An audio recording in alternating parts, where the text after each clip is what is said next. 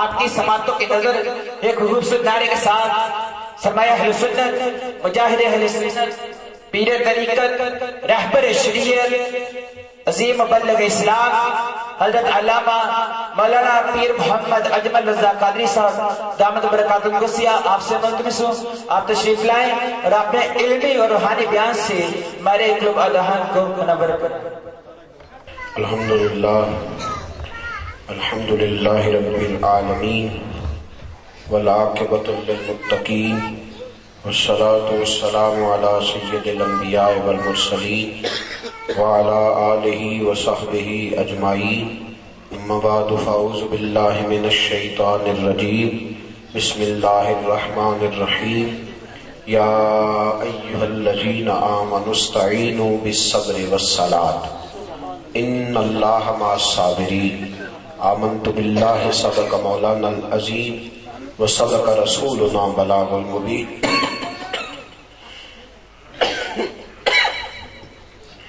ان اللہ وملائکتہ یصلون علی النبی یا ایہا الذین آمنوا صلوا علیہ وسلموا تسلیما، الصلاۃ والسلام علیک یا سیدی یا رسول اللہ۔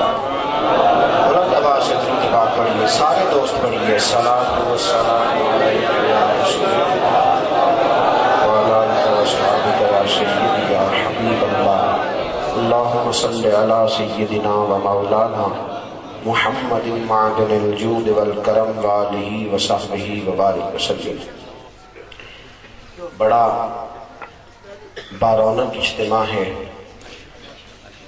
میں دور تک دیکھتا ہوں احباب جلوہ فرما ہیں، اور میں پھر سے ایک دفعہ دوستوں سے معذرت خواہ ہوں کہ بہت سے لوگوں کو آج بھی بیٹھنے کے لیے جگہ میسر نہیں آ سکی، اور جو کھڑے ہو کے سن رہے ہیں اور محفل میں شریک ہیں یقیناً انہیں زیادہ ثواب ملے گا۔ اللہ کریم آپ کا آنا قبول کرے۔ بس یہ اسی طرح کا ایک ادارہ ہے، اور یہ ایسی ہی فقیری ہے کہ جس فقر میں اللہ تبارک و تعالی فضل فرما رہا ہے۔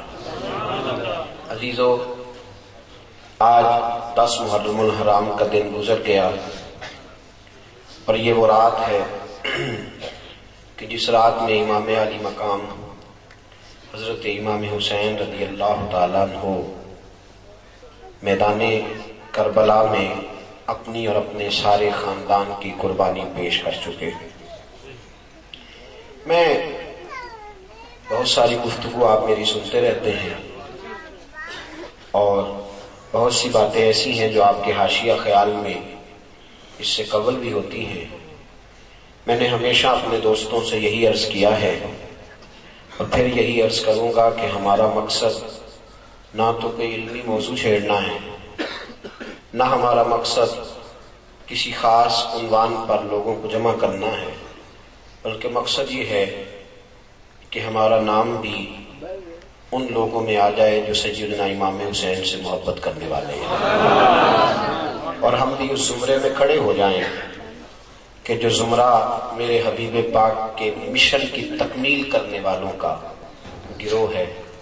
عزیزو، لوگوں نے اس داستان کو ایک داستان بنا دیا، اس کو ایک کہانی کا روپ دے دیا، حضرت امام علی مقام کی شہادت کو الجھا دیا گیا۔ لوگ اس بات کو سمجھے نہیں کہ یہ کربلا ہے، اور کربلا اس سے پہلے بھی کئی بار لگی، اور امام حسین کے بعد بھی کئی بار لگی، اور ابھی کئی بار اس کربلا کو سجنا، اور کئی بار اس کربلا کو لگنا ہے۔ ابھی کئی ایسے مواقع آئیں گے جب مجھے اور آپ کو اپنے بچے قربان کرانا ہوں گے۔ وقت آئے گا کہ جب مسلمانوں کو اپنے گود کے پالے لے کے میدان میں نکلنا پڑے گا۔ مسلمانوں نہ گھبراؤ، خدا کی شان باقی ہے، ابھی اسلام زندہ ہے، ابھی قرآن باقی ہے۔ کافر کیا سمجھتے ہیں جو ہم سے روز الجھتے ہیں، ابھی تو کربلا کا آخری میدان باقی ہے۔ میرے عزیز، یہ کئی بار، اس کے بعد بھی کئی بار میدان لگا ہے، کئی بار۔ میں اور آپ، ہم رسم و رواج کے قائل لوگ ہیں، اور ہماری ذہن جو ہے وہ سطحی مزاج اختیار کر گیا ہے۔ ہم 10 محرم کو درد و الم کی ایک داستان کے طور پہ مناتے ہیں اور پھر اس کو بھول جاتے ہیں۔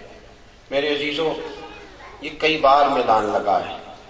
ابھی کچھ عرصہ پہلے یہ میدان پھر سے عراق میں لگا تھا۔ حضرت غوث اعظم کے مزار پر گولے پھینکے گئے تھے۔ حضرت غوث اعظم بھی تو میرے محبوب کریم کی اولاد ہے۔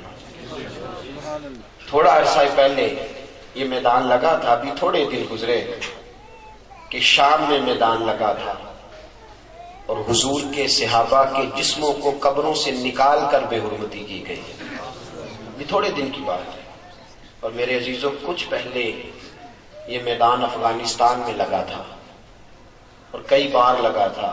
لوگوں کے گلے کاٹے گئے تھے، ان میں پیٹرول بھرا گیا تھا، اور پھر مسلمانوں کو جہازوں میں بند کر کے، جہاز میں لے جا کے ان کے وجود کو کاٹ کے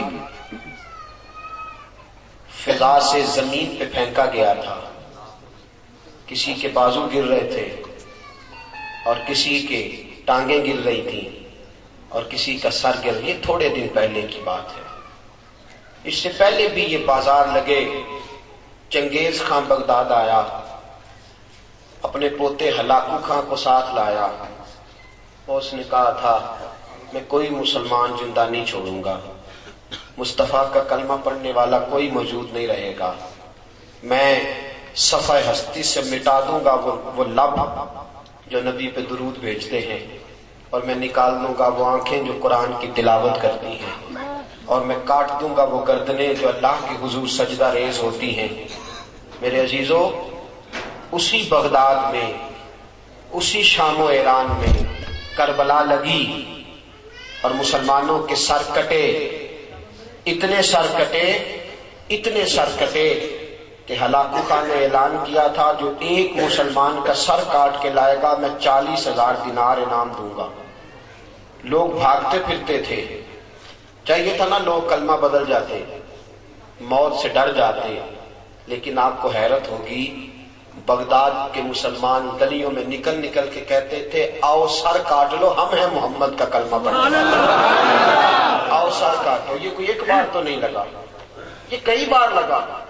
بغداد کے مسلمان گلیوں میں نکل آئے اور کہتے تھے، ہلاکو خان کہتا ہے، وہ کہتا میں گلی سے گزر رہا تھا تو پیچھے سے ایک بوڑھی اماں کی آواز آئی، کہنے لگی ہلاکو خان پلٹ کے دیکھ تو صحیح، میرے تو نے صرف 2 بیٹوں کا سر کاٹا ہے، ابھی میرے 4 پوتے باقی ہیں، کہیں ایسا نہ ہو کہ بغداد کی ساری مائیں بازی لے جائیں اور میں پوتے بچا کے رکھ لوں، میرے بھی 2 ہیں، آ جا۔ میرے عزیز، یہ کئی بار، اس کے بعد کئی بار یہ کربلا لگی، اور میں نے کہا کہ کئی بار لگے گی۔ میں اور آپ ذہنی طور پہ تیار نہیں، پر ہمیں ہونا چاہیے۔ یہ کئی بار لگ چکی ہے۔ ہلاکو خان اتنا اس نے سر کاٹا مسلمانوں کا کہ سروں کی کھوپڑیاں بنا دی، کھوپڑیوں کا اس نے جمع کر کے کھوپڑیاں، ان کا ایک مینار بنایا، مسلمانوں کی کٹی ہوئی کھوپڑیوں کا سروں کا مینار تعمیر کیا، اور بغداد کے اندر اس نے اپنا دربار سجا کے کہا لوگوں دیکھ لو، آج میں نے کوئی قرآن پڑھنے والا نہیں چھوڑا، کوئی نہیں آج قرآن پڑھنے والا، ختم کر دیے میں نے سارے، کوئی نہیں آج محمد کا نام لینے والا۔ اس بغداد میں عبد القادر جیلانی رہے، اس بغداد میں جنید بغدادی رہے، اس بغداد میں امام اعظم ابو حنیفہ رہے، اس بغداد کے اندر بڑے بڑے نامور مسلمان رہے، آج میں نے کوئی نہیں چھوڑا۔ ہلاکو خان کا اپنا پوتا 18 سال کا نوجوان اس کی بغل سے نکل کے کھڑا ہو گیا، کہنے لگا دادا تجھے غلطی لگ گئی ہے، قرآن پڑھنے والے تو ابھی بھی موجود ہیں۔ اس نے بسم اللہ پڑھی، الحمد سے قرآن شروع کیا اور والناس تک سارا ہی قرآن سنا دیا، سارا قرآن سنا دیا۔ اس نے کہا تمہیں پتہ نہیں کہ یہ کوئی کسی بندے کا کلام نہیں، یہ اس خدا کا کلام ہے جو کہتا ہے انا نحن نزلنا الذکر وَإِنَّا لَهُ لَحَافِظُونَ، میں نے اگر نازل کیا ہے تو میں اس کی حفاظت کرنا بھی جانتا ہوں۔ فرمایا دیکھ ہلاکو خان کا اپنا پوتا مسلمان ہوا، اسی دادا کا پاسباں مل گئے کعبے کو صنم خانے سے، اسی دادا کا پوتا میدان میں نکلا، وہ جدھر جدھر جاتا تھا اسلام کی بات کرتا جاتا تھا، وہ جہاں جہاں جاتا تھا مسلمانوں کے لیے مدارس تعمیر کراتا تھا، مساجد تعمیر کراتا تھا، دین کے مبلغین کو موقع فراہم کرتا تھا۔ میرے عزیزوں کئی بار یہ کربلا لگے، کئی بار ایسا بھی ہوا کہ عیسائیوں نے صلیبی جنگیں چھیڑ دی۔ آج بڑے خیر خواہ بنے پھرتے ہیں نا، اور میری ملت کا جوان بھی وہ کہتا سارا کچھ بک جائے، کسی طریقے سے امریکہ کی نیشنلٹی مجھے مل جائے، سارے طریقے استعمال کروں، کسی طریقے سے لندن والے مجھے رکھ لیں۔ تجھے پتہ ہی نہیں یہ تیرے حبیب کے دشمن ہیں، یہ تیرے دین کے ڈاکو ہیں، یہ چور ہیں، یہ جتنا مرضی گورے رنگ کا لبادہ اوڑھ لے لیکن اندر سے بڑے گدلے ہیں، بڑے میلے ہیں، اور ان کے دلوں میں بڑا بغض ہے اسلام اور بانی اسلام کا۔ میرے عزیزو وقت بدلا، صلیبی جنگیں چھڑ گئیں، عیسائیوں نے مسلمانوں کو پکڑ پکڑ کے ان کی کھلڑیاں ادھیڑی، ان کھلڑیوں کے اندر بارود بھرا، گندگی بھری، سڑکوں پہ پھینکی، بڑا ستایا ہے اسلام کو۔ اللہ نے ایک صلاح الدین ایوبی پیدا کیا۔ صلاح الدین ایوبی نے کہا میں محمد کا جھنڈا لے کے اٹھوں گا، اور جو مصطفیٰ کا جھنڈا لے کے اٹھتا ہے اللہ اس کا مددگار بن جایا کرتا ہے۔ پھر پوری دنیا میں اسلام کا پھریرا آپ کے اسی انڈیا میں، اسی بر صغیر میں علماء کے گلے کاٹے گئے، کالے پانی کی سزائیں دی گئیں۔ حضرت علامہ فضل الرحمان گنج مراد آبادی کے بہت سے رفقا گرم پانی کر کے اس کے اندر علماء کو انگریز نے پھینکا، کہا جہاد والی آیتیں نکالو ورنہ تمہیں مار دیا جائے گا۔ حضرت علامہ ابو الحسنات کو سزائے موت سنائی گئی، علامہ خلیل الرحمان سید خلیل الرحمان کو سزائے موت سنائی گئی۔ عزیزو یہ بڑی دفعہ کربلا لگی ہے، میں کیا کروں، کہاں سے دل آپ کو کھول کے دکھاؤں، کتنی یادیں ہیں ایسی جو تڑپ رہی ہیں، جو مچل رہی ہیں۔ حقیقتیں آشکار کر دے، صداقتیں بے حجاب کر دے، ہر ایک ذرہ یہ کہہ رہا ہے آ اور مجھے آفتاب کر دے، کہو تو راز حیات کہہ دوں، حقیقت کائنات کہہ دوں، وہ بات کہہ دوں جو پتھروں کے دلوں کو بھی پاش پاش کر دے۔ عزیزو بڑے زخم کھائے اس قوم نے، بڑی تکلیفیں سہی، کئی بار مسلمان لٹے، اور یہ آج اس دھرتی پہ آپ بیٹھے ہیں، دھوکہ تو یہی دیا گیا تھا نا کہ یہ دین کے نام پہ بنایا گیا، پراپوگنڈا تو یہی تھا نا کہ پاکستان کا مطلب کیا، لا الہ الا اللہ۔ دھوکہ تو یہی دیا گیا تھا نا کہ یہ وہ علاقہ ہوگا جہاں اسلام نافذ کیا جائے گا، یہاں دین کی بات کی جائے گی، یہاں کا حکمران قرآن و سنت کے مطابق فیصلہ کرے گا۔ آج بھی 108 سال کی وہ اماں کراچی کی ایک بستی میں رہتی ہے۔ 1947 میں اس اماں کے 4 جوان بیٹے ہندوؤں نے کاٹ دیے تھے، اور اس کی بیٹی کی عزت اس کی آنکھوں کے سامنے تار تار کر دی تھی۔ وہ 14 اگست کا دن آتا ہے تو بوڑھی اماں 2 ہاتھ لہرا کے بازار میں نکل آتی ہے، کہتی ہے حکمرانوں مجھے بتاؤ تو صحیح میری بیٹی کی عزت کیوں لوٹی تھی، مجھے بتاؤ تو صحیح اگر اسلام نافذ نہیں ہونا تھا تو میرے 4 جگر کے ٹکڑے کیوں کاٹ دیے گئے تھے، کیوں ہم لٹے، کیوں ہمیں ستایا گیا، کیوں ہمیں بے آبرو کیا گیا۔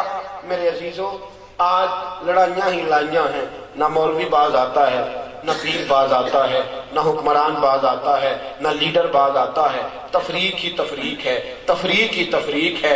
پہلے یہ تفریق ہے میں پاکستانی ہوں، مسلمان نہیں پاکستانی، اور آپ کی اس دھرتی پہ نعرہ لگتا ہے سب سے پہلے پاکستان، اسلام کا نام نہیں، پہلے میں پاکستانی ہوں، اس کے بعد میں پنجابی ہوں، اس کے بعد پھر میں گجرانوالا کا ہوں، اس کے بعد پھر میں دکھڑ کا ہوں، دکھڑ کے بعد پھر میرا محلہ کون سا ہے، اور پھر میں دوسری کی گلی برداشت نہیں کرتا، میری گلی پہلے بننی چاہیے۔ بس ایسی ہوا چلی ہے کہ ہر شخص سوچتا ہے تمام شہر جلے بس ایک میرا گھر نہ جلے۔ ہمیں اپنی اپنی پڑ گئی اور میرے مصطفیٰ کا دین پھر سے بے آبرو، رسول اللہ کا دین پھر سے بے آبرو، مسجدیں بڑی بڑی، نمازی کوئی نہیں، ادارے بڑے بڑے، طلباء کوئی نہیں۔ میرے عزیزو مجھے معاف کرنا، آج کچھ مزاج میں آپ کو تلخی محسوس ہوگی، خوگر حمد سے تھوڑا سا گلا بھی سن لے۔ محفل بھی وہی اچھی لگتی ہے جس محفل میں 10 سیاستدان اسٹیج پہ ہوں اور ان کو موقع دیا جائے، وہ پیسے بانٹ رہے ہوں، نعت خواں تو امیر ہو گیا، قوال تو امیر ہو گیا۔ اس قوم نے بڑے بڑے نادانوں کو رئیس کر دیا، لیکن دین کا نام لینے والا مولوی بھکاری بن گیا۔ وہ بیچارہ کبھی کھال مانگنے جاتا ہے، وہ بیچارہ کبھی ختم کے پیسے لینے جاتا ہے، وہ کبھی کل خانی پہ جاتا ہے، وہ بھکاری بنا دیا، بھکاری، سازش رچی، سازش، دین کا مبلغ بھکاری بن گیا۔ ہم نے بڑا دھوکہ کیا اس دین کے ساتھ۔ دین نبی دا وانگ یتیماں رووے تے کرلاوے، میں کتھوں لبا عمر بہادر، میں کتھوں لبا عمر بہادر جڑا مینوں سینے لاوے۔ دوستو اتنے دھوکے، اتنی تکلیفیں، اتنی اذیتیں اس دین کے ساتھ۔ میں نے ایک مدرسہ بنایا، میرے اس مدرسے کے اندر 4 اساتذہ پڑھانے کے لیے بیٹھتے ہیں، 2 استانیاں معلمات پڑھانے بیٹھتی ہیں۔ میں آپ کو درد نہیں بتا سکتا کہ بچے غریب گھروں کے، ٹیلنٹ اتنا، ان کے اندر ٹیلنٹ اتنا۔ ایک ایسا بچہ میرے پاس ہے کہ اتنا ذہین بچہ، اتنا ذہین، لیکن اس کے ابا جی مجھے فون کر کے کہتے ہیں قاری صاحب، مولوی صاحب، حضرت صاحب، میں غریب آدمی ہوں، میں 8 سال میں پورا عالم نہیں بنا سکتا، آپ مہربانی کریں 2 سال میں میرے بچے کو تیار کر دیں، میں روزی روٹی بھی تو اپنی پوری کرنی ہے۔ میرے عزیز یہ کیسا دھوکہ دیا گیا، کیسی تکلیف دی گئی، کتنی اذیت پہنچائی گئی کہ آج ہمارے بچے، رئیسوں کے بچے تو کتنی آسانیوں میں ہیں، جا جا کے منتیں کر کے اسکول میں داخل کراتے۔ اب پہلی کلاس کی فیس 2000 روپیہ رکھ دی گئی ہے، لیکن ہمارے اندر بھوت سوال ہوا انگریزی کا۔ میں سرکاری تعلیم کی مخالفت نہیں کرتا، میں انگریزی تعلیم کی، لیکن میں کہتا ہوں دین کا کیا قصور ہے، دین کی کیا غلطی ہے؟ میرے ساتھیوں بتلا، اور پھر مصیبت بن جاتی ہے۔ ابھی جانچ پڑتال ہوتی ہے نا کاغذوں کی، تو ہمیں مصیبت بنتی ہے، ہم نمازیں یاد کرتے پھرتے، دعائے قنوت یاد کرتے پھرتے، نماز جنازہ میں اعلان ہوتا ہے آج بھی، جس کو جنازے والی دعا نہیں آتی ربی جانی پڑھ لیں، اس کو جنازے والا درود نہیں آتا درود ابراہیمی پڑھ لیں۔ اتنا دھوکہ دین کے ساتھ، اتنا دھوکہ۔ میرے عزیز ابھی تو کربلا لگنی ہے، ہم نے ایک کربلا میں جانا ہے، ابھی تو امام مہدی کو آنا ہے، ہم کو نکلنا ہے۔ غور کرو، تفکر کرو، روزی روٹی کے لیے نہیں آئے ہم، یہ کام تو کافر بھی کر رہا، تیری شان کس لیے زیادہ؟ سن، میرے حبیب پاک نے ڈیوٹیاں لگائیں، فرمایا ابو بکر سب سے پہلے تیری ڈیوٹی ہے میرے دین کو تھام کے رکھنا۔ صدیق اکبر نے سارا گھرانہ اکٹھا کر لیا، کہا اے عائشہ تو جائے گی میرے مصطفیٰ کے حرم میں، اور کہا اے اسماء تیری ڈیوٹی ہے میرے مصطفیٰ کی نوکری کرنی۔ کہا اے میرے بیٹے میں جا رہا ہوں نبی پاک کو لے کے غار ثور میں، سارا دن قافلوں کی خبر رکھنا، شام کو مجھے پہنچانا۔ ابو بکر نے کبھی سوچا بھی نہیں تھا کہ میں کبھی امیر المومنین بنوں گا، انہوں نے کبھی تصور بھی نہیں، اکیلے تنے تنہا پورا خاندان ڈیوٹی پہ لگا کے کہا دین کی امانت ہے ہمارے پاس آئی ہے، ہم نے اس کی حفاظت کرنی ہے، اس کے لیے قربانی دینی ہے۔ سارا گھرانہ جناب صدیق اکبر نے، سیدہ عائشہ فرماتے 40,000 دینار کل پونجی تھے۔ میرے ابا جی حضور کے ساتھ ہجرت کے لیے جانے لگے تو سارے رومال میں باندھ کے لے گئے۔ میری ماں کہنے لگی ابو بکر بچوں کا کیا بنے گا؟ فرمایا جس مصطفیٰ کے ساتھ میں جا رہا ہوں اس نبی نے فرمایا ہے کہ اللہ پر توکل کرنے والوں کا اللہ وارث بن جایا کرتا ہے۔ فرمایا حضور 40 دینار ابو بکر نے ساتھ، باپ نابینا تھے، وہ اعتراض کرتے تھے تو صدیق اکبر نے ایک ٹوئے میں روڑے رکھ کے اوپر کپڑا ڈال دیا، فرمایا ابا جی پوچھے پیسے کدھر ہیں تو ان کا روڑوں پہ ہاتھ رکھوا دینا تاکہ پتہ چلے پیسے ادھر ہی ہیں۔ جوان بیٹی صدیق اکبر کی۔ غار ثور پہ گئے ہیں آپ لوگ؟ کچھ لوگ گئے ہیں نا، بڑے کم لوگ غار ثور پہ جاتے ہیں۔ تقریباً 3 میل کے لگ بھگ سفر ہے یا کم و بیش ہوگا میرے عزیزوں. 5413 فٹ اونچی غار ہے, چڑھا نہیں جاتا. میرے ساتھ یہ میرے عزیز موجود تھے, مجھے کھینچ کے لے گئے اور پکڑ پکڑ کے واپس لائے. اس غار ثور میں حضور تشریف فرما ہے. آپ نے کبھی تنہائی کاٹی ہے دین کے لیے؟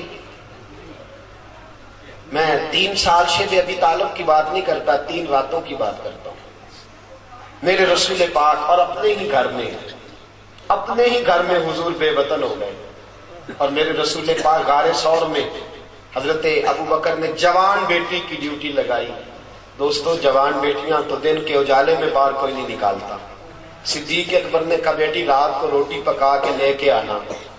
حضرت اسماء رات کے اندھیرے میں روٹی باندھ کے اس غار ثور پہ جایا کرتی تھی اور روٹی دے کے آتی تھی. دوسرا دن آیا تو ابو جال آیا, کہنے لگا بتا تیرا باپ کدھر ہے؟ حضرت صدیق اکبر کی جوان صاحبزادی کہا اسماء بول تیرا باپ کدھر ہے؟ تو جناب اسماء کہنے لگی کیا کروں, مسلمان ہوں, جھوٹ میں بول نہیں سکتی ہوں نا مسلمان, جھوٹ نکلتا نہیں. حضرت اسماء کہنے لگی مجھے پتا ہے پر تجھے بتاؤں گی نہیں, مجھے پتا ہے پر تجھے بتاؤں گی نہیں, پتا ہے مجھے وہ کہاں ہے پر میں تجھے بتاؤں گی. ایک عورت اور دنیا کا سب سے ظالم آدمی ابو جہل, بتانا پڑے گا پر میں نہیں بتاؤں گی, پتا بھی ہے پر بتاؤں گی. دوستو لوگ کٹھے ہو گئے, بحث بڑھ گئی. ابو جہل نے تھپڑ مارا حضرت اسماء کے منہ پہ, اور یہ کسی غریب کی بیٹی نہیں, سردار مکہ کی بیٹی ہے, صدیق اکبر کی صاحبزادی ہے. تھپڑ مارا, نیچے پتھر تھا, حضرت اسماء پتھر پہ گری, آپ کا ایک ہونٹ پھٹ گیا. کانوں میں بالی تھی وہ کان میں پھر گئی, خون بہنے لگا. حضرت اسماء اسی طرح اٹھی, لوگ پکڑ کے ابو جہل کو لے گئے. شرم کر, عورتوں کے منہ لگتا ہے, کھینچ کے لے گئے. جناب اسماء اٹھی, منہ کے اوپر رومال باندھا, روتی ہوئی کھانا پکانا شروع کر دیا. ابو بکر صدیق کی بیٹی تڑپتی ہوئی کھانا پکا کے اور سر جھکا کے غار میں پہنچی اور کھانا آگے رکھا. ابو بکر صدیق نے پوچھا بیٹا خیر ہے؟ گھر میں ساری خیر ہے, سب ٹھیک تھے؟ تو حضرت اسماء کے 2 آنسو گرے. بیٹی روئے اور باپ تڑپے نہ, بیٹی پریشان ہو اور باپ کی طبیعت پہ گرا نہ گزرے. حضرت اسماء بیٹی خیر ہے رو پڑی. حضرت صدیق اکبر رضی اللہ تعالیٰ عنہ نے انگلی اٹھائی, ایک روایت انگلی اٹھائی اور منہ پہ رکھی, فرمایا بیٹا یہاں رونا بھی نہیں, یہ مصطفیٰ کا دربار ہے, یہاں رونا بھی نہیں. حضور نے فرمایا کیا ہوا اسماء کیا بات ہے؟ کہ حضور کچھ نہیں. فرمایا بول تو صحیح یا رسول اللہ, کوئی بات بولو تو صحیح. حضور کچھ نہیں. کہا اسماء میں پوچھ رہا ہوں. حضرت اسماء نے چہرے سے نقاب ہٹایا تو خون پھر سے بہنے لگا. رسول کریم کی مقدس آنکھیں چھلک پڑی, ہاتھ اٹھ گئے. کہا اے اللہ تو ابو بکر کی خدمتیں دیکھ رہا ہے, اے اللہ تو صدیق اکبر کی قربانیاں دیکھ رہا ہے, اے اللہ دین کی امانت کو کس طرح ادا کر رہا ہے تو دیکھ رہا ہے. اے اللہ گواہ ہو جا, میں ابو بکر سے راضی ہوں, تو بھی اس سے راضی رہنا. میں راضی ہوں صدیق اکبر سے.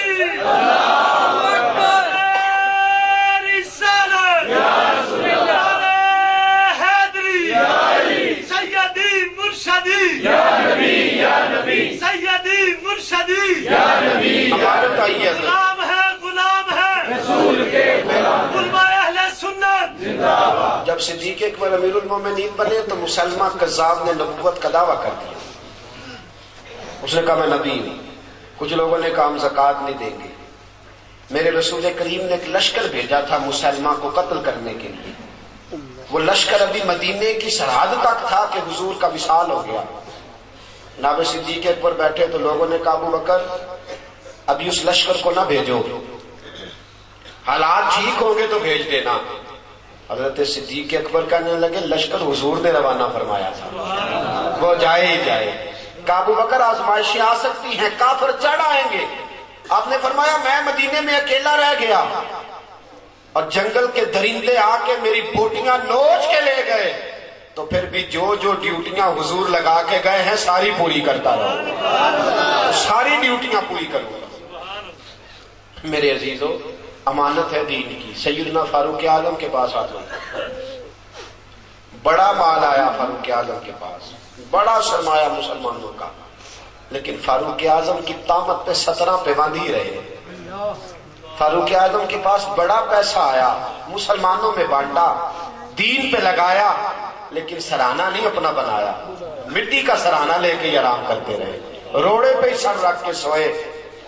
ایک دن، توجہ ہے آپ کی، میں مشکل باتیں تو نہیں کر رہا ساتھیوں، بڑا عجیب موضوع میں نے چھیڑ دیا اور بڑا پر لطف عنوان چھیڑ دیا۔ یہ ایسا موضوع ہے جب میں اس کو بیان کرتا ہوں تو مجھے لگتا ہے مجھ پہ سحر طاری ہے، مجھ پر اثر کر رہا ہے۔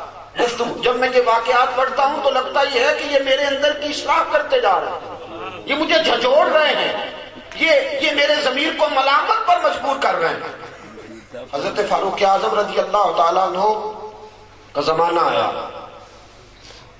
ساری زندگی فاروق اعظم نے اپنی طامت نہیں بدلی، کرتا نہیں۔ حضرت علی ملنے گئے، دروازے پہ کھڑے، عمر باہر ہی نہیں آ رہے، بار بار پیغام بھیجا، بار بار باہر ہی نہیں آتے۔ آپ نے کہا کہ حضرت عمر کے بیٹے سے بھیج اپنے باپ کو، لاکھوں مربع میل کا حکم، بھیج اپنے باپ کو۔ حضرت عمر کے بیٹے رو پڑے، کہنے لگے مولا علی بات یہ ہے کہ ابا جی کے پاس ایک ہی قمیض ہے اور میری اماں عمر کی بیوی نے قمیض کو دھو کے خشک ہونے کے لیے ڈال دیا ہے، وہ ذرا خشک ہوتی ہے تو ابا جی پہن کے آتے ہیں۔ میرا حکمران آج عدل اس لیے نہیں قائم کر سکتا کہ اس کی اپنی عیاشی ختم نہیں ہوتی، وہ بھوک کاٹتے تھے، اپنے اوپر نہیں قوم پر خرچ کرتے تھے۔ تو عدل، انصاف، محبت، ساری زندگی عمر۔ ایک دن حضرت علی المرتضیٰ سے ملاقات ہو گئی، امام حسن اور حسین ساتھ ہیں، تو سیدنا فاروق اعظم سے جناب علی کہنے لگے میں کچھ ملکوں کا، کچھ صوبوں کا دورہ کر کے آیا ہوں۔ اے عمر، توجہ ہے آپ کی، بڑا قیمتی جملہ۔ حضرت علی کہنے لگے میں کچھ صوبوں کا دورہ کر کے آیا ہوں، عمر لوگ تیری بڑی تعریف کرتے ہیں۔ آپ نے فرمایا علی تو یار ہے، تو کہے گا ہی، اگر حسن اور حسین تعریف کرے تو مانوں گا، یہ میرے مصطفیٰ کے صاحبزادے ہیں، یہ رسول اللہ کا خاندان ہے، اگر یہ تعریف کرے تو میں مانتا ہوں۔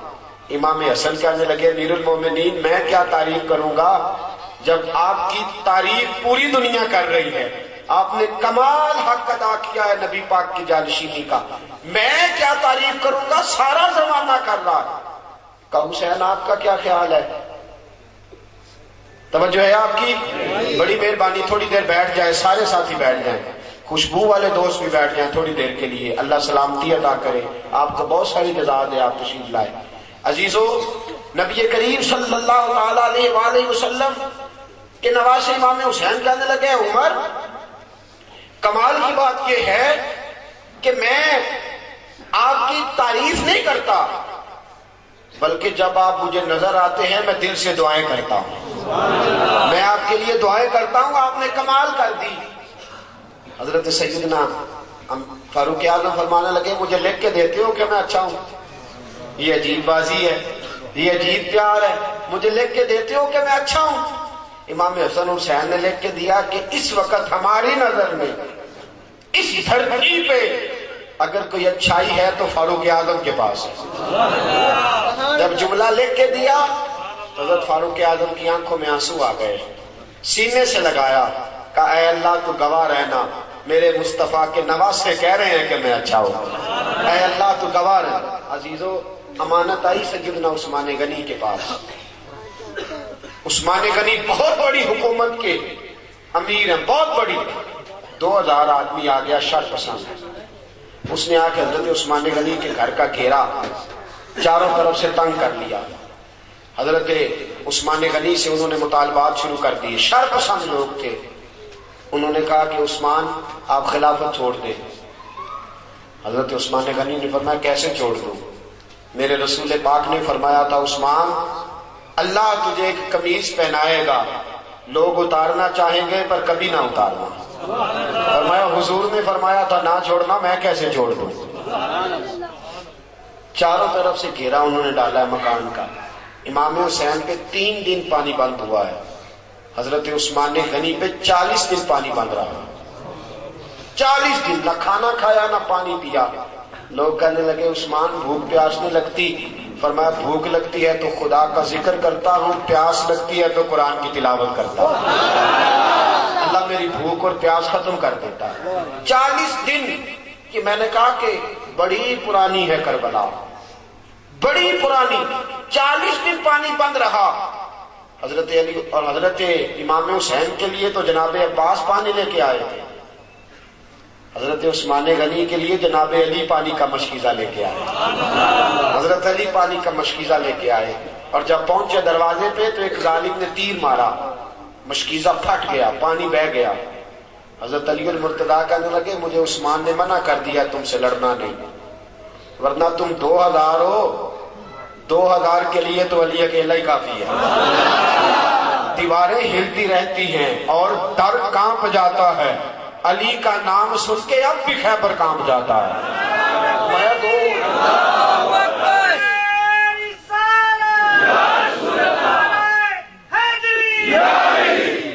میرے عزیزو سنو، بات بڑی آگے بڑھ گئی۔ حضرت عثمان غنی کے پاس جناب علی پہنچے، دیگر صحابہ پہنچے، کہنے لگے اے عثمان آپ نے بڑی خدمت کی، 12 سال دین کی، بڑا کام کیا، 3 باتیں ہیں، آپ اس طرح کریں ہمیں اجازت دیں ہم ان 2000 آدمی کو بھگا دیتے ہیں۔ حضرت عثمان غنی کہنے لگے میری وجہ سے نبی پاک کے مدینے میں خون بہہ جائے، رسول پاک کے شہر کی گلیاں میری وجہ سے سرخ ہو جائیں؟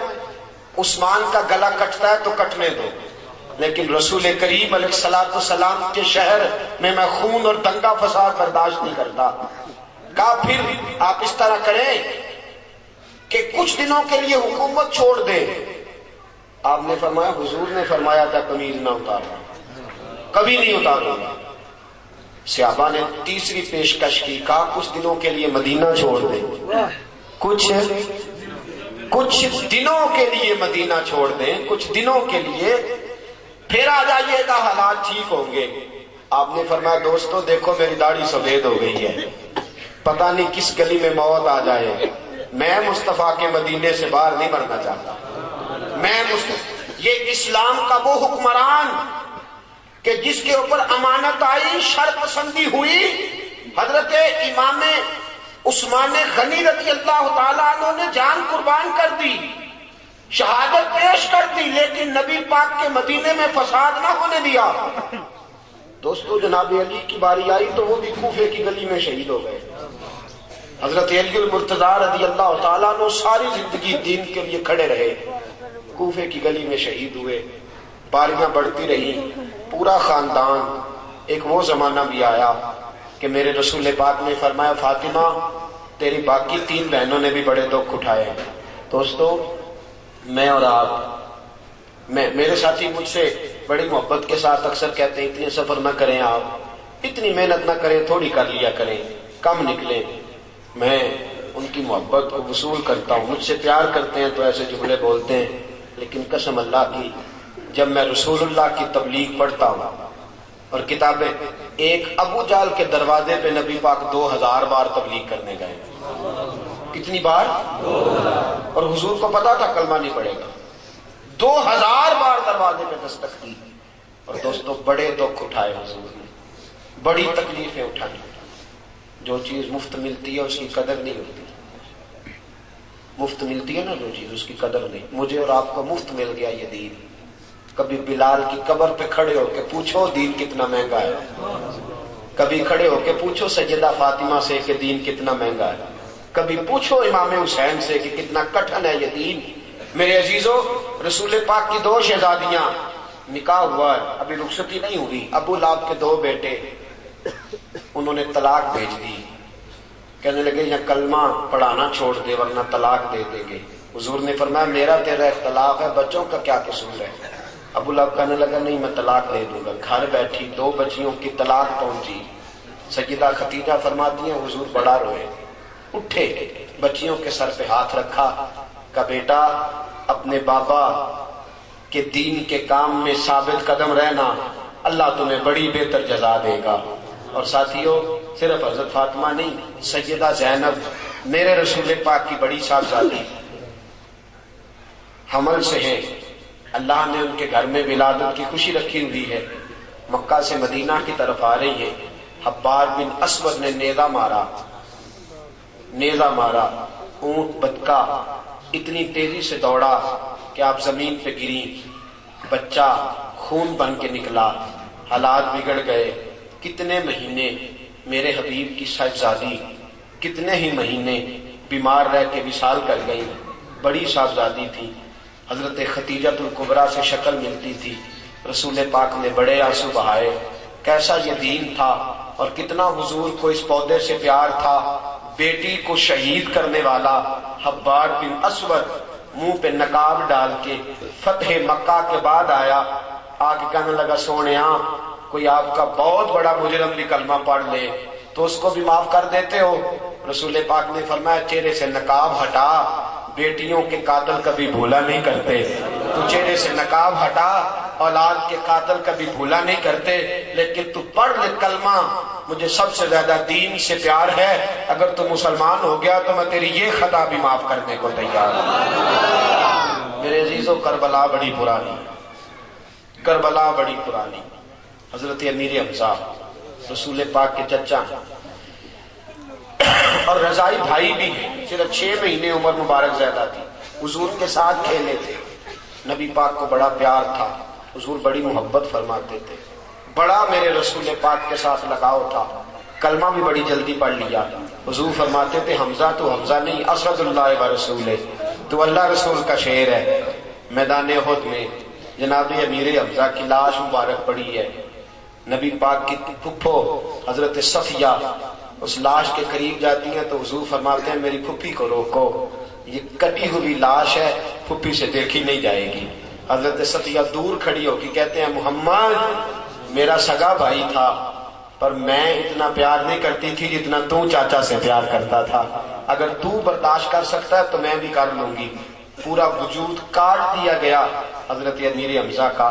میرے دوستوں کئی بار کربلا سجی، کئی بار کربلا لگی، اور یہ کربلا جو عراق کے میدان میں لگی اس کا تو آغاز بڑا پہلے ہو گیا تھا، بڑا پہلے۔ سیدہ فاطمہ الزہرا 5.5 سال عمر تھی، مکے کی گلی سے گزر رہی تھی، ابو جہل نے کہا معاذ اللہ محمد صلی اللہ علیہ وسلم اچھے نہیں، اس نے یہ جملے بولے تو حضرت فاطمہ نے کربلا کا آغاز کر دیا، فرمانے لگی تو بڑا لعنتی ہے، میرے باپ کو تو اللہ نے بڑی عزتیں عطا فرما رکھی ہے۔ آغاز ہو گیا، نکارہ بجا دیا کربلا کا۔ 5.5 سال عمر مبارک حضرت فاطمہ کی، ابو جہل نے تھپڑ مارا چہرہ اقدس پہ، حضرت فاطمہ پہلا ظلم سہ کے گھر آئیں، رسول کریم علیہ السلام بڑے پریشان ہوئے۔ میرے عزیزوں کربلا کا آغاز ہوا، سیدہ نے دکھ برداشت کیے، بڑے کٹھن لمحات میں یہ بچے پالے، امام حسن اور حسین کی تربیت فرمائی۔ سیدہ فاطمہ نے جگر پاروں کو اپنے چھاتیوں سے نکلنے والا وہ پاکیزہ دودھ پلایا کہ جس نے آگے بڑھ کے اسلام کے شجر کو داغدار ہونے سے بچایا۔ میرے عزیزوں سیدہ طیبہ طاہرہ حضرت فاطمہ زہرا کے آنگن میں حضرت علی مزدوری کر کے کھانا لایا کرتے تھے، پاکیزہ رزق پہنچتا تھا، سیدہ اپنے ہاتھوں سے چکی پیس پیس کے اپنے بچوں کو دیا کرتی تھی۔ علامہ ابو نور کہا کرتے تھے کہ فاطمہ بات تو بڑی تھی نا کہ سیدہ چکی پیس رہی ہیں تو قرآن پڑھ رہی ہیں، حضرت فاطمہ آٹا گوندھ رہی ہیں تو قرآن پڑھ رہی ہیں، حضرت فاطمہ روٹی بنا رہی ہیں تو قرآن پڑھ رہی ہیں۔ سیدہ فاطمہ لقمے توڑ کے حسن اور حسین کے منہ میں دیتی ہے تو قرآن پڑھتی ہیں۔ حسین نے مسکرا کے کہا اماں تو نے بڑی لوریاں دی ہیں قرآن پڑھ پڑھ کے، تو نے بڑی روٹیاں پکائی ہیں قرآن پڑھ پڑھ کے، تو نے میرے لیے بڑی چکیاں پیسی ہیں قرآن پڑھ پڑھ کے، قسم ہے تیری تلاوتوں کی، میں بھی تیری تلاوتوں کی لاج رکھوں گا۔ سارے منبروں پہ قرآن پڑھنے کے عادی ہیں، میں نیزے کی نوک پہ چڑھ کے بھی قرآن کی تلاوت ہی کرتا رہا ہوں، نیزے کی نوک پہ چڑھ کے بھی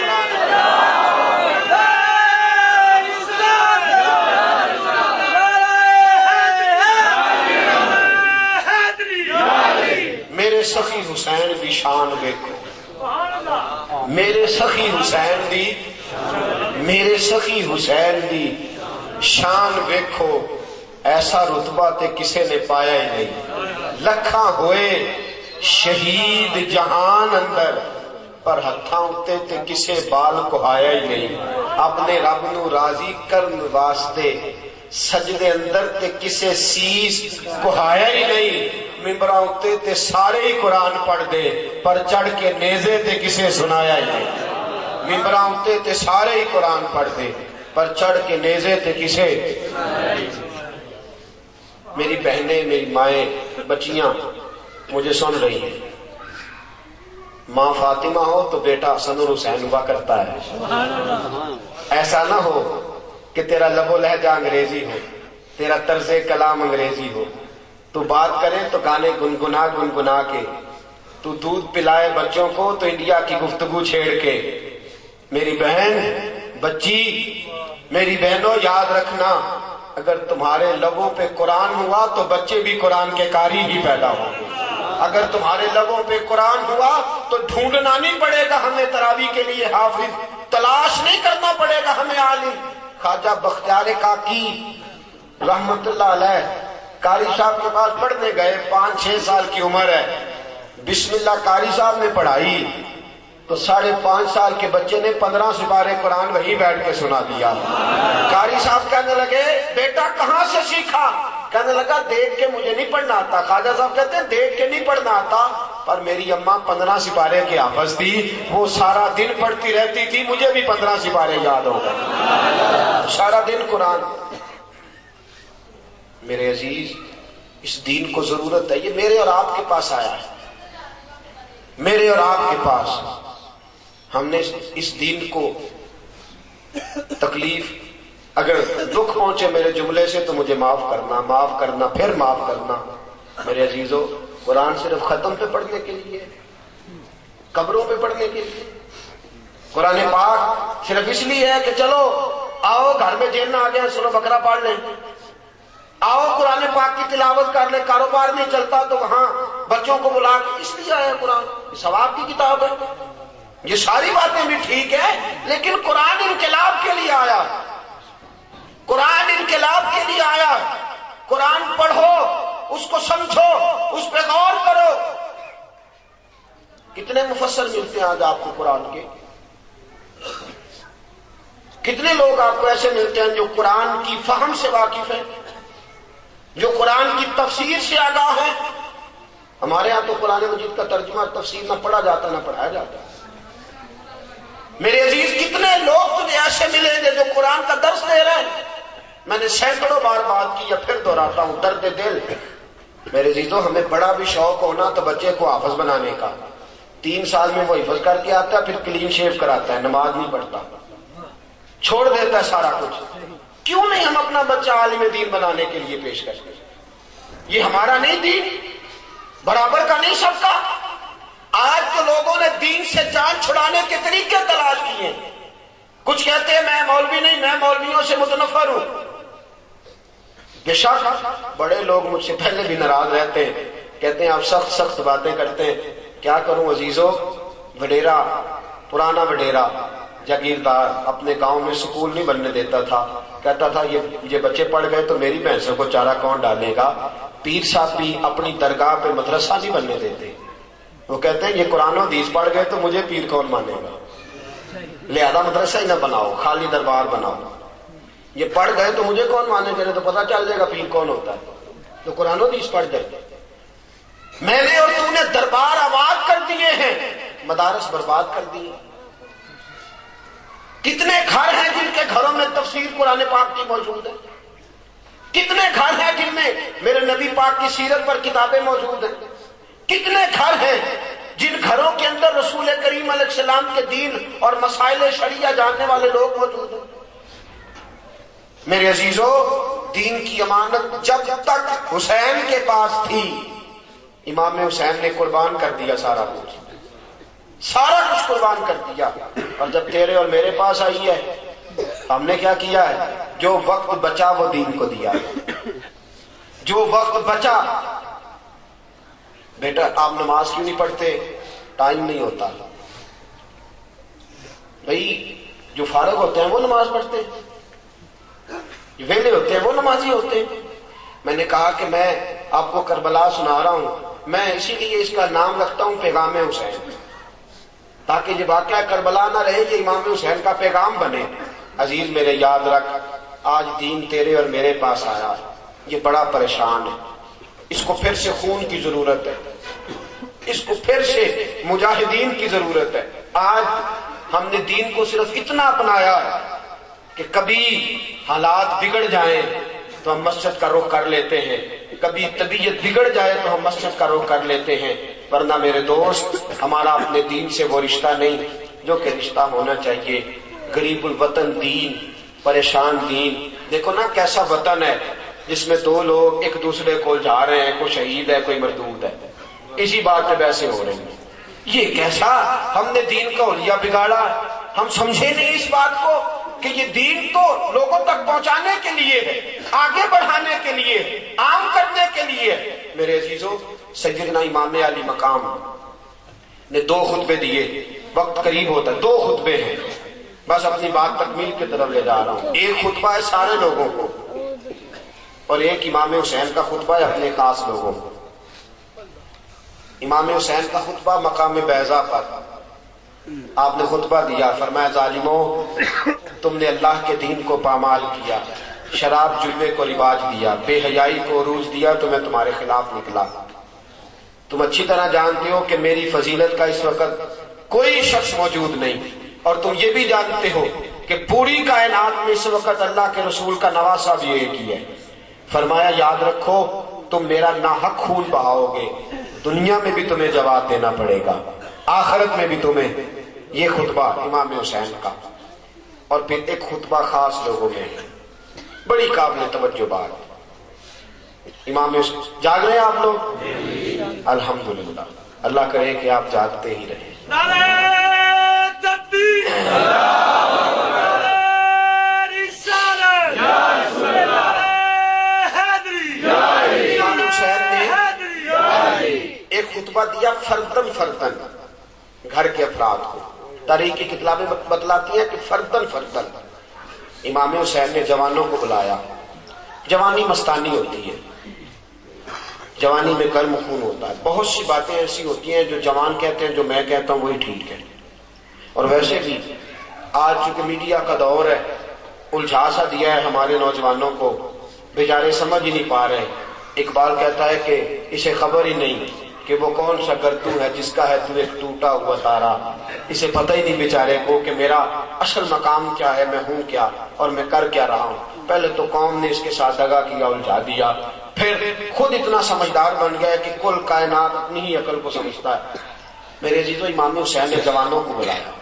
کون سے جوان؟ حضرت قاسم بن حسن 17 سال کا جوان، حضرت علی اکبر بن حسین 19 سال کا جوان، پھر حضرت علی المرتضیٰ کے 3 بیٹے امام حسین کے چھوٹے بھائی، ان کو بلایا، سب کو بٹھایا، اور امام حسین نے فرمایا میرے ساتھ آنے والے میرے خاندان کے جوانوں، دیکھو تمہارے پاس ابھی بڑا لمبا وقت پڑا ہے، بڑا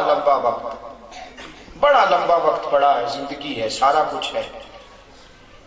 یزید کی مخالفت میرے ساتھ ہے، تمہارے پاس بڑا وقت ہے، یزید کی مخالفت میرے ساتھ ہے، وہ میرے خون کا پیاسا ہے، مجھے شہید کر کے ٹھنڈا ہو جائے گا۔ تم اگر اپنے بارے میں کوئی فیصلہ کرو تو تمہیں اجازت ہے۔ بڑا کڑا جملہ، بڑا سخت امتحان۔ چاہیے تھا نا، بیٹے نے تو اٹھنا ہی ہوتا ہے، بھائی تو اٹھا ہی کرتے ہیں۔ حضرت قاسم بن حسن سب سے پہلے اٹھے اور اتنا جذبہ دکھایا، کہتے ہیں کہ ایڑیوں کے بل، پنجوں کے بل کھڑے ہو گئے، ایڑیاں اٹھا لی۔ کہا چچا جی آپ نے سوچا بھی کیسے؟ اے امام آپ نے یہ کیسا تصور بنایا؟ ہم آپ کو چھوڑ جائیں گے، ہم آپ کو چھوڑ جائیں گے۔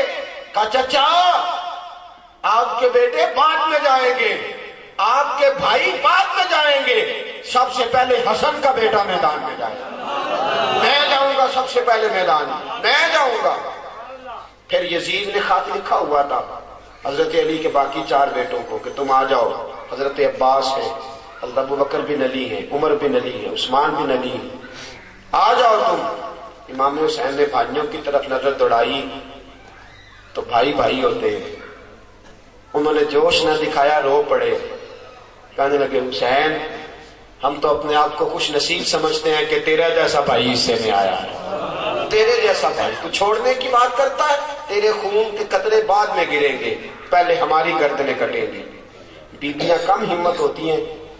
حضرت سیدنا امام علی مقام سب سے پہلے اپنی بیوی حضرت شہربانو کے پاس گئے، کہا تو ایران کے بادشاہ کی بیٹی ہے، تو نے زندگی میں سوکھ دیکھے دکھ نہیں دیکھے، تو اگر جانا چاہے تو میں ایران بھیج دیتا ہوں، اگر تیرا پروگرام ہو تو مدینے بھیج دیتا ہوں۔ حضرت شہربانو اٹھ کے قریب جا کے قدموں میں بیٹھ گئی، کہنے لگی ایران کی بیٹی تھی پر جانتا کوئی نہیں تھا، جب سے حسین کی کنیز بنی ہوں سارا زمانہ جاننے لگا، سارا زمانہ جاننے لگا، ایران کے بادشاہ کی بیٹی تھی کوئی نہیں جانتا تھا، آج ہی تو مجھے مزہ آیا ہے جینے کا۔ اور لوگ کہتے ہیں دکھ کیسے سہے جاتے ہیں، فرمایا یوں دکھ سہے جاتے ہیں جیسے میں سہ رہی ہوں، میرے ماتھے پہ شکر نہیں دیکھو گے۔ اور پھر میرے ساتھیوں سب سے پوچھ لیا، سب سے، حضرت زینب سے پوچھا ہی کچھ نہیں، بات ہی کوئی نہیں کی، کوئی تذکرہ نہ۔ سیدہ زینب اٹھی، قریب گئی، کہنے لگی حسین ایک ایک سے کلام کیا، مجھ سے کوئی بات نہیں کرنی، سب سے تو نے کلام کر لیا، مجھ سے کوئی بات نہیں کرنی۔ تو حضرت سیدنا امام حسین کہنے لگے زینب باقیوں کے بارے میں سوال پیدا ہوتا تھا، تیرے بارے میں تو سوال بھی پیدا نہیں نہ ہو سکتا، تیرے بارے میں تو سوال بھی پیدا نہیں ہو سکتا، باقیوں سے تو میں نے پوچھا تاکہ گواہی ہو جائے، جس طرح جناب ابراہیم نے بیٹے سے پوچھ لیا تھا کہ مجھے خواب آئی ہے تجھے ذبح کر رہا ہوں، تیرا کیا خیال ہے؟ فرمایا میں نے تو سنت ابراہیمی ادا کر کے پوچھ لیا، تجھ سے میں پوچھوں کیوں پوچھوں تجھ سے؟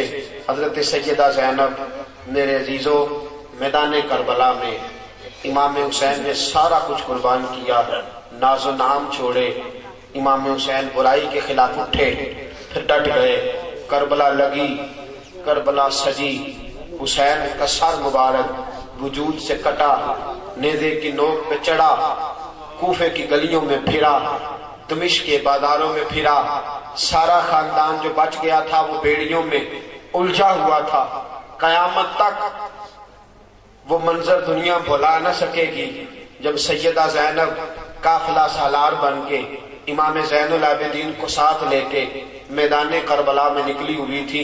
میرے عزیزو وہ سارا کوفہ میدان کربلا، دمشق کی گلیاں میدان کربلا، اور پھر وہ سارے کا سارا گھرانہ، اور اتنا درد تھا اس واقعہ میں، اتنی تکلیف تھی اس واقعہ میں کہ امام زین العابدین جب گئے تھے تو داڑھی مبارک کالی تھی، جب واپس آئے تو ساری سفید ہو گئی تھی، اتنا درد تھا۔ لیکن پتہ ہے کردار کیا بنا کے رکھا؟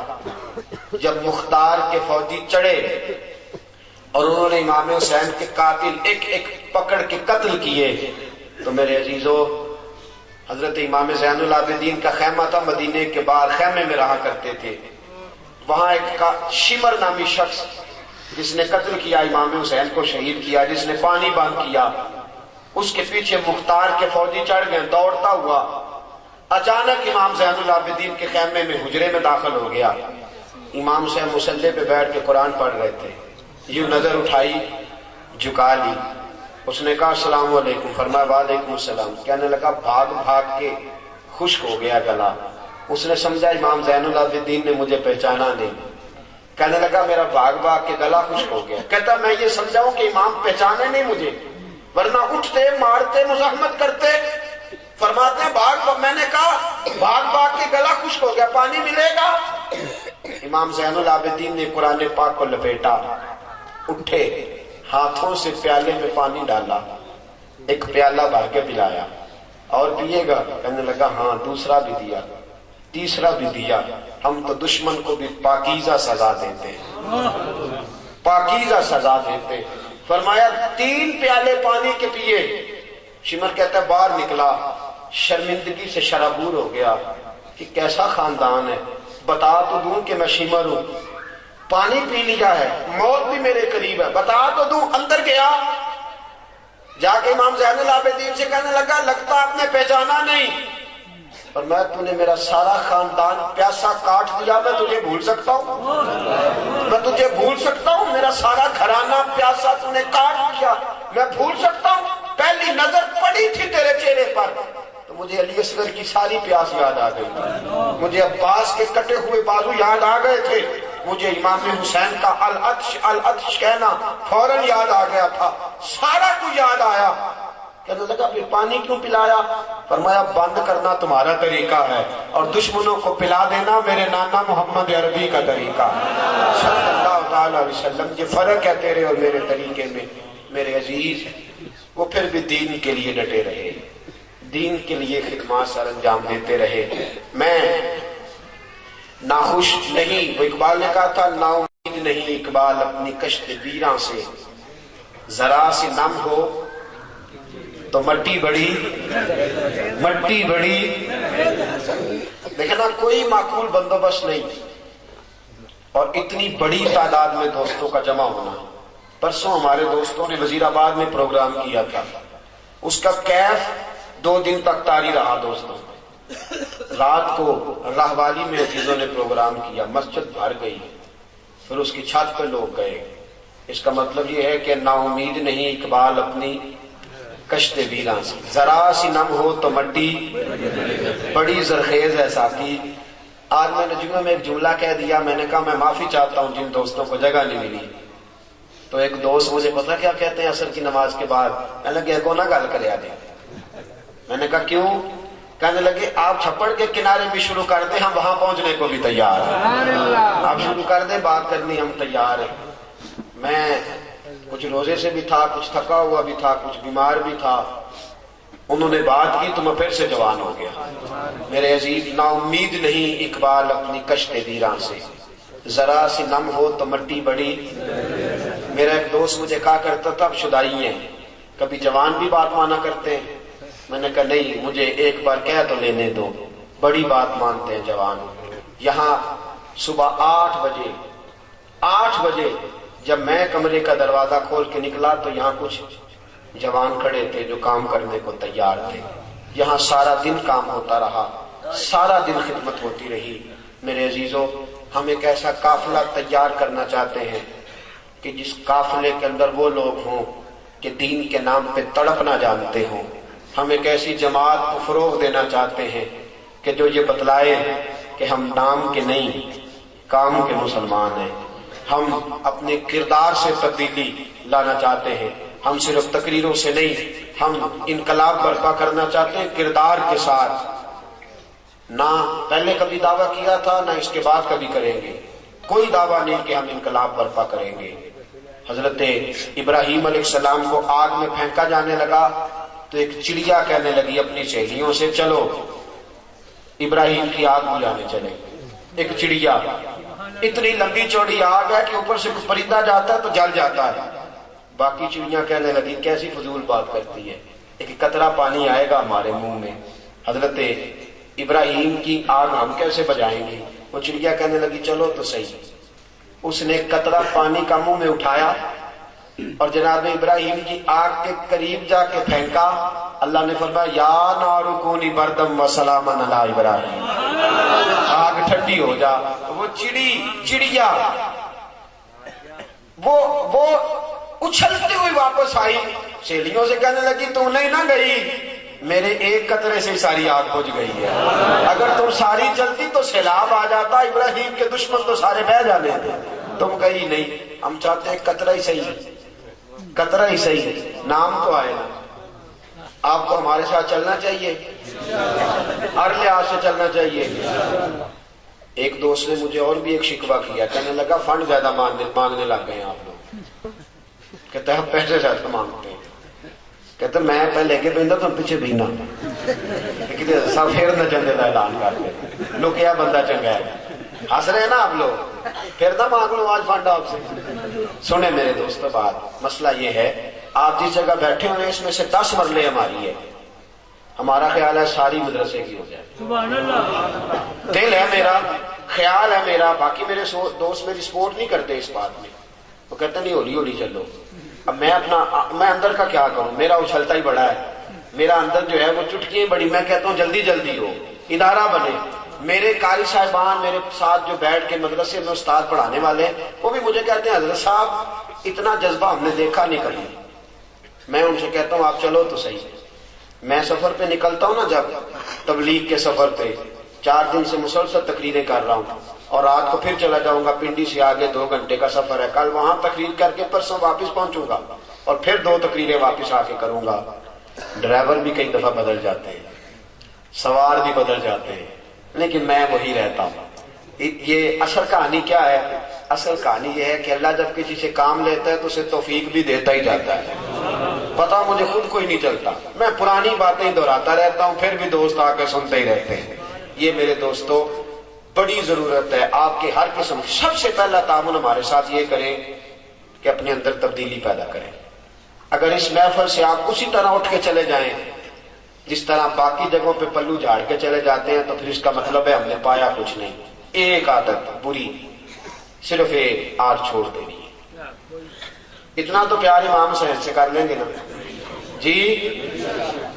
میری پتہ کیا خواہش ہے، سگریٹ پینے والے آج کے بعد سگریٹ نہ پیئیں. ہو سکتا ہے جی؟ نہیں، جو کہتا نہیں پیوں گا وہ بتائے، صرف مجھے جوش نہیں دکھائیں. جوش کم از کم ایک بری عادت. سگریٹ پینے والے سگریٹ چھوڑ سکتے ہیں اور ایک اچھی عادت اپنا لیں. ایک بری چھوڑ دیں، ایک اچھی. آج امام حسین سے پیار کریں. ایک اچھی عادت، بے نمازی نماز شروع کر دیں. مجھ سے نہیں، اللہ رسول سے وعدہ، مجھ سے نہیں. بے شک نہ بولیں، بے شک آپ کھڑے نہ کریں. بے نمازی نماز شروع کر دیں. سنت کے تعلق داڑھی پوری کر لیں، ایک مٹھی داڑھی رکھ لیں. اور دوسری، اور اگر یہ والی عادت آپ نہیں بدل رہے یا پہلے سے آپ نمازی ہیں، داڑھی والے ہیں، تو پھر میری آپ سے یہ گزارش ہے کہ اگر پہلے قرآن کم پڑھتے ہیں، 1 صفحہ پڑھتے ہیں تو 2 کر دیں، اور جو 1 رکوع پڑھتے ہیں وہ پورا سپارہ کر دیں. کوئی نہ کوئی نیکی آج سے آپ بڑھائیں. میرے عزیز، امام حسین سے سچا پیار اس کا ہے، اور اس محفل میں اصل وہ آیا ہے جس نے یہاں کی ایک اچھی عادت اپنائی ہے اور ایک بری عادت. کریں گے ایسا؟ کریں گے؟ زور سے بولیں. ایک اچھی عادت اپنانی ہے، ایک بری عادت. پہلا تعاون. دوسرا تعاون آپ نے یہ کرنا ہے، دوسرا تعاون وہ آپ نے یہ کرنا ہے کہ میرے دوستوں کوشش کریں کہ اپنا نہیں تو دوست کا، دوست کا نہیں تو بھائی کا، کوئی ایک بیٹا تو دین کو ملنا چاہیے. مولوی بنانے کے لیے. کیا کرنے کے لیے جی؟ میرا ٹائم ختم ہو گیا ہے، بس اب آپ محبت کر رہا ہوں صرف آپ سے. تقریر ختم ہو گئی. کس کے لیے؟ ہم نے انشاءاللہ لفظ مولوی کو عزت دینی ہے. کوئی نہیں چھپنا ہمیں، بالکل کوئی ضرورت نہیں منہ پہ نقاب لینے کی کہ مجھے لوگ مولوی کہتے ہو تو میں چھپوں. کوئی بات نہیں، مجھے آپ جم کے کہیں، کوئی حرج نہیں. ہم نے اس لفظ کو باوقار کرنا ہے. کریں گے کوئی نہ کوئی بچہ تیار، کوئی نہ کوئی بچہ تیار کریں گے، دین کے لیے دیں گے، کوشش کریں گے، پیسے بھی دیں گے. کب جی؟ شاہ صاحب کہتے ہیں جدوں آنکھو گے. میرا خیال ہے انہیں آنکھ دئیے. آپ لوگ اس ادارے کے ساتھ تعاون کر کے جایا کریں، ہمیشہ تعاون کیا کریں. میرا 50 سے 60 ہزار خرچ ہوتا ہے ہر مہینے یہاں. مجھے ادا کرنا پڑتا ہے، مجھے ادا کرنا پڑتا ہے. کئی دفعہ قرضے بھی میرے اوپر چڑھتے ہیں. 7.5 لاکھ روپیہ رمضان میں اکٹھا ہوا تھا، جگہ کے پیسے دے دیے. 1.5 لاکھ روپیہ اس کے بعد قربانی کی کھالوں پہ آیا، وہ ابھی تک چل رہا ہے ماحول کے اندر. آپ سب کو پتا ہے کہ یہ کتنا بڑا ہمارا سلسلہ ہے. دروس ہوتے ہیں، جلسے ہوتے ہیں، اتنے بڑے بندوبست ہوتے ہیں. آپ پیسے دیتے ہیں تو کام چلتا ہے نا. تو آپ مہربانی فرمائیں آج بھی کچھ نہ کچھ دے کے ہی جائیں. فنڈ کا کوئی نہ کوئی سلسلہ اٹھے گا یا میں کوشش کروں. ہر ساتھی ہر لحاظ سے یہاں تعاون کیا کریں. اس نظام کو بڑھانا ہے. بس میں بات ختم کروں گا. دیکھیں نا، آپ کے لیے 20 دے کے لنگر پکایا، وہ بھی آپ نے کھا کے جانا ہے انشاءاللہ. وہ بھی آپ نے کھا کے جانا ہے. یہ مدرسے کا تعاون ہے، اس کو کبھی نہیں آپ نے بھولنا. ہر ساتھی جہاں تک اس سے ممکن ہو وہ 10 روپے تعاون کر سکتا ہے تو ہمارے سر کا سربراہ ہے، اسے ضرور کرنا چاہیے. یہ آپ لوگ کبھی نہیں بھولیں، جلدی جلدی کریں. میں سلام پڑھوں گا اور ایک گزارش اور ہے آپ سے میرے عزیزوں کی، سلام کے بعد دعا کے بعد اپنی نشستوں پہ بیٹھ جانا ہے. آپ لوگوں نے اپنی نشستوں پہ بیٹھ کے آپ کو لنگر ملے گا. یہی وہ سنیوں پہ جو الزام ہے نا بڑی دیر کا کہ کھانا کھاتے ہیں تو لنگر کے لیے جاتے ہیں، لڑ پڑتے ہیں، وہ الزام بھی ہم نے. اللہ آپ کا بہت ساری جزا دے. دیکھیں یہ بڑا ضروری عمل ہے، ہم نے آگے بڑھنا ہے اور زیادہ سے زیادہ اس کام میں حصہ لینا ہے. اللہ تبارک و تعالیٰ آپ سب ساتھیوں کو جزا دے. میں واہ جی واہ، اللہ آپ کو سلامت رکھے، بہت ساری جزا عطا کرے، بڑے سارے اجر سے آپ کو نوازے.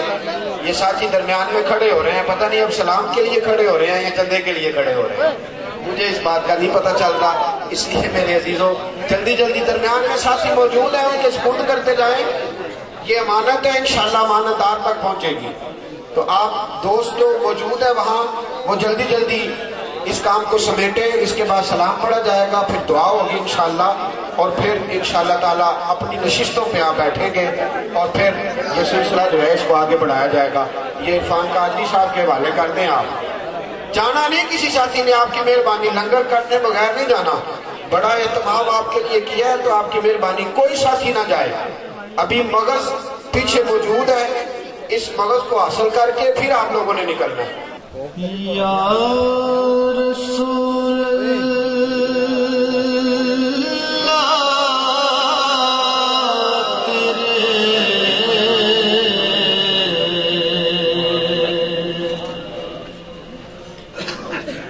در کی فضا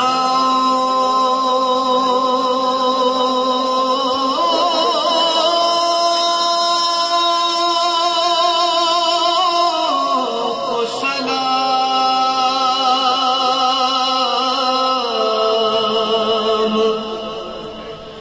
گنبد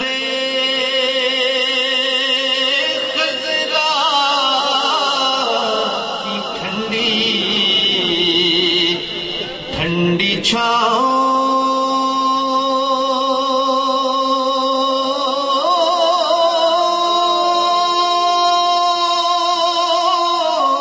کو سلام.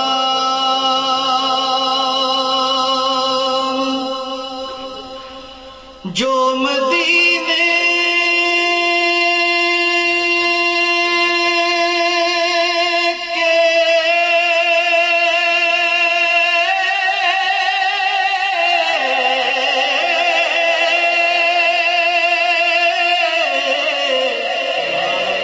گلی کوچوں میں دیتے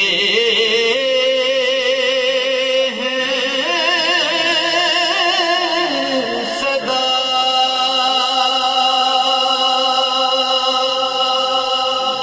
جو مدینے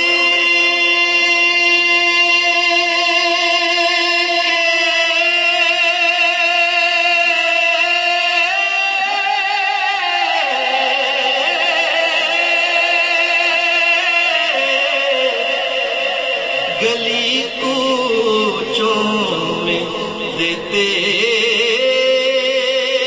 ہیں صدا، ان کے عشقوں اور ان کی التجاؤں